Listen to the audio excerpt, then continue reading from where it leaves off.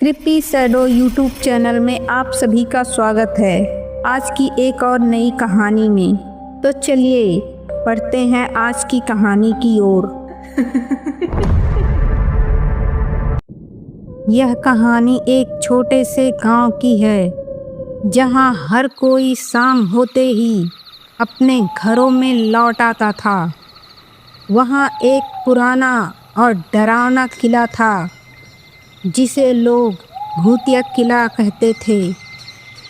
गांव के लोग कहते थे कि उस किले में एक प्रेत आत्मा रहती है, जो रात में किले के आसपास भटकती है। अमन एक युवा लड़का था, जो गांव में ही रहता था। वह भूत प्रेत की कहानियों पर यकीन नहीं करता था। उसे रोमांच पसंद था और वह हमेशा नई चीज़ों की खोज में रहता था।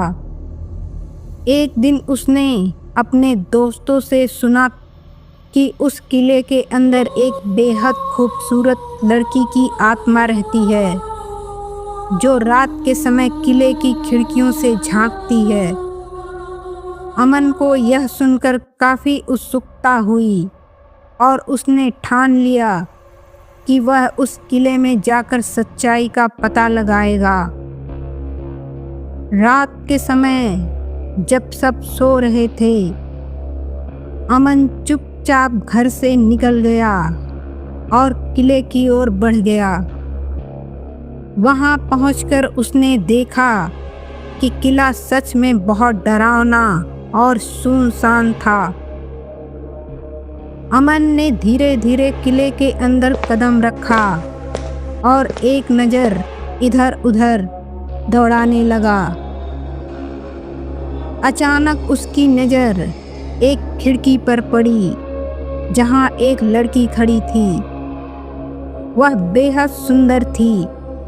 उसकी आंखों में एक अजीब सी चमक थी, जो अमन को अपनी ओर खींच रही थी।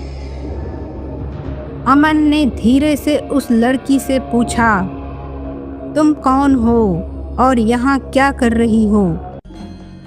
लड़की ने मुस्कुराते हुए कहा, मेरा नाम निशा है और मैं यहाँ कई सालों से अकेली रह रही हूँ।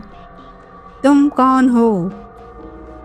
अमन ने अपना परिचय दिया और उसके बाद दोनों के बीच बातचीत शुरू हो गई।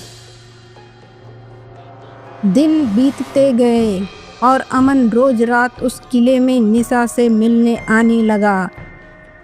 उसे निशा से प्यार हो गया था और वह उसके बिना अपनी जिंदगी की कल्पना नहीं कर सकता था। एक दिन अमन ने निशा से पूछा, क्या तुम मेरे साथ गांव में चलोगी? मैं तुमसे शादी करना चाहता हूँ। निशा ने हंसते हुए कहा, अमन, तुम मुझे समझ नहीं पाए।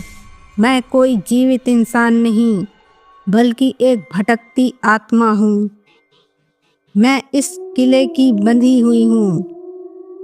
मेरा यह रूप बस एक छलावा है, जिससे तुम जैसे लोग मेरे जाल में फंस जाते हो। अमन के होश उड़ गए। वह समझ नहीं पा रहा था कि यह सब क्या हो रहा है। उसने निशा से दूर भागने की कोशिश की, लेकिन उसके पांव वहीं जम गए। निशा ने अपनी असली डरावनी शक्ल दिखाते हुए कहा, अब तुम मेरे साथ ही रहोगे हमेशा के लिए। अमन चीखना चाहता था, लेकिन उसकी आवाज़ गले में ही घुटकर रह गई। वह किले के अंदर ही फंस गया और कभी वापस गांव नहीं लौट सका। गांव के लोग उसे ढूंढते रहे, लेकिन कोई उसे नहीं मिला। कुछ दिनों बाद गांव के कुछ लोगों ने देखा कि किले की खिड़की में एक युवक खड़ा है, जो उन्हें देखकर मुस्कुरा रहा है।